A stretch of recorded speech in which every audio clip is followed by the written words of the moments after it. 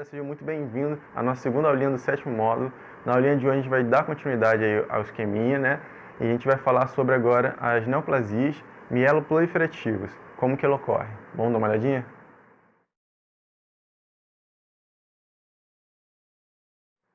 Beleza, galera. Então a gente acabou de ver que esse vai ser o tema de extrema importância hoje, né? Então a gente vai destrinchar ele, a gente vai deixar ele mais apurado quais as suas definições e características principais dessa doença. Vamos dar uma olhadinha como é. Beleza, galera, aqui a gente vai definir as duas mais comuns, né? As duas síndromes, né?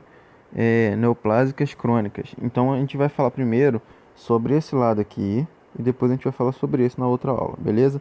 A primeira a gente vai falar sobre a neoplasia mieloproliferativa. Primeiramente a gente está vendo aqui que existe dois tipos. Existe o que tem o cromossomo Filadélfia, né? Que é o chamado, né? Positivo e o negativo, beleza? Então a gente vai começar falando sobre o positivo. O que o positivo é? Nada mais do que a leucemia mieloide crônica, né? Ela é o aumento dos leucócitos, né? Que a gente está vendo aqui, os glóbulos brancos, que a gente já falou, a gente sabe que há o aumento de neutrófilos, né? Macrófagos. Então essas células de defesa elas vão aumentar. A gente sabe que ela começa a, a maturação dela na medula óssea, né? Ela matura na medula óssea e migra para o sangue, beleza? Mas isso vai ocorrer frente a um estímulo, frente à necessidade dessas células de defesa estar na corrente sanguínea. Qual que é o problema? O problema é que é um câncer, né? Uma neoplasia, uma má formação de células maduras no sangue, que não era para estar ali, né? Então é como se ela estivesse acumulada, congestionada, é como se tivesse em excesso. Então o que vai acontecer? Vai ocorrer o aumento, né, dos leucócitos, né? Causando uma leucocitose. Vai ocorrer a produção de aumento de neutrófilos e basófilos principalmente, né? Células maturas quer dizer, células muito maduras vão estar na corrente sanguínea e isso vai gerar um acúmulo de volume, né? Se a gente vê nessa imagem, a gente vê que tem muitas células. E isso vai ocorrer. Qual o problema? Problema de congestionamento, né? Então vai causar pode aumentar o fluxo sanguíneo e causar uma trombose, igual a gente está vendo aqui, ó, né? Porque a gente sabe que tem agentes que vão se agregar, plaquetários, entre outros, né? Que a gente sabe que o sangue tem essa função. Então ele vai causar uma trombose, a gente está vendo aqui, ó, na imagem. E isso vai combinar com o quê? Com o aumento do tamanho do baço. A gente viu que o baço ele é um dos principais órgãos, né, responsável pela parte imune, né? Ele tem essa função de armazenar, né, e ter uma intimidade mais íntima com os glóbulos brancos. Então ele vai ser o primeiro a se modificar. Então a gente está vendo aqui, né, o aumento do baço e nessa imagem aqui a gente está vendo numa parte laminar, né, a fibrose medular, que vai ocorrer devido ao aumento da produção, né? Como ela é crônica, ela vai ter a sua fase aguda, né? Vai ser a fase mais exacerbada e aí ela vai causar uma fibrose medular. Beleza, galera? Beleza, galera. Então aqui a gente vai falar um pouco sobre o cromossomo Filadélfia negativo, né? As consequências que ele vai causar, né? A gente já falou sobre o positivo e agora a gente vai classificar a negativo. Primeiro a gente vai falar sobre a estrutura, né? A gente está vendo que a medula óssea é responsável por produzir todos os tipos de glóbulos, né? Tanto os glóbulos vermelhos quanto os glóbulos brancos, né? Então a gente sabe que dentro da medula, que a gente está vendo aqui, vai ocorrer alterações. Que tipo de alterações? Primeiramente, os glóbulos vermelhos vão aumentar, não só os vermelhos, como também glóbulos brancos também vão cair na corrente sanguínea, né, maduros. Então, o que vai acontecer? Vai ocorrer uma policitemia avera, né, que é aumento de segmentos, né, tanto branco quanto vermelho na corrente sanguínea. Então isso vai acontecer uma polissemia. Ocorre também o aumento dos glóbulos vermelhos, como foi dito, a mutação do gene JAK2,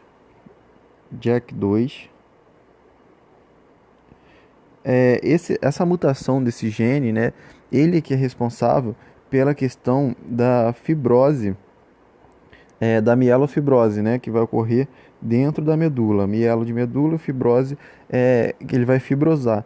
Então, essa mielofibrose tende a causar uma falência da medula. Ela vai parar de produzir. Por quê? São fases, né? Ela vai começar a produzir muito, criando a polissemia e tal, e depois ele vai fibrosar essa produção. Então, ele vai parar de produzir.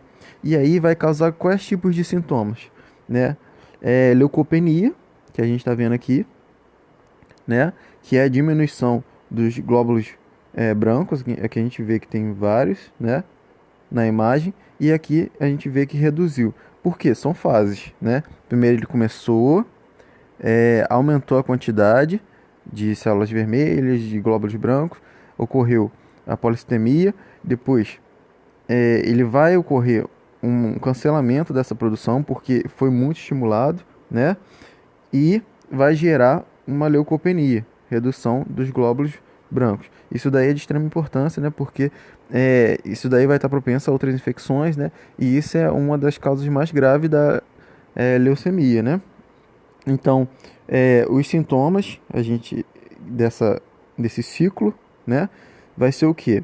Quando aumenta a quantidade na polissemia de glóbulos, o que vai acontecer? Ocorre a probabilidade de trombose, que é o que a gente está vendo aqui, né? E a trombose, ela pode ser tanto arterial quanto venosa, beleza? Na arterial, a gente sabe que pode acometer o cérebro, né? Causando AVC, né? Criando um trombo ali e gerando um AVC. Isquêmico ou hemorrágico.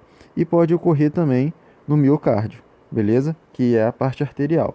Se for na parte venosa, né, vai ocorrer uma tromboembolia pulmonar, né, que pode migrar para o pulmão e causar as alterações de TEP, tromboembolia pulmonar, e na periferia, né, trombose venosa profunda, né.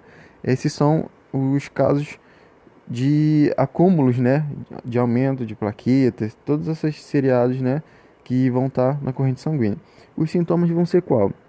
Vai ter perda de peso, sudorese, né, devido ao metabolismo mais acelerado, pode ocorrer fadiga, diminuição energética, palidez, dor intensa, infecções, principalmente febre, né, a gente sabe que isso vai ocorrer, né, hematomas podem ocorrer também. Então, esses são os sintomas. Aqui a gente está vendo a imagem, ó, destacando no baço, né? Porque como há esse aumento do fluxo sanguíneo, tende a aumentar o tamanho do baço, né? Ocorrer a esplenectomia. Beleza, galera? Então, esses são os sintomas do cromossomo Filadélfia negativo, né? Diferenciando elas duas, beleza? Beleza, galera. Aqui a gente vai falar sobre os cromossomos Filadélfia, né? Essa alteração. O que significa isso, né? Quando a gente fala de síndromes mieloide crônica, né, e leucemia mieloide aguda, a gente tem que lembrar dessa definição. O cromossomo atingido, né? A gente sabe que ocorre uma mutação, né? E que o cromossomo é emaranhado, né, da fita de DNA, onde tem vários auléolos e cada parte do cromossomo, né? Como a gente está vendo aqui, cada fragmento do cromossomo, ele tem uma respectiva função que vai ser expressa e ele é numerado como a gente está vendo aqui, beleza? Então, quais são os dois tipos de cromossomos que vão estar modificados? Vão ser o quê? Vai ocorrer um cromossomo, que a gente está vendo aqui, que ele vai ocorrer a troca de fragmentos com o cromossomo 9, que é o cromossomo ABL, e o cromossomo 22, que é o cromossomo BCR, beleza? Então a gente viu uma célula aqui, mãe, né? Uma célula que vai se transformar, e aí o que acontece? Dentro dela tem os cromossomos e vai ocorrer essa translocação de alelo, beleza? Então, vai trocar pedaços, igual a gente está vendo aqui, e isso vai causar uma alteração de duas maneiras que podem ocorrer, né?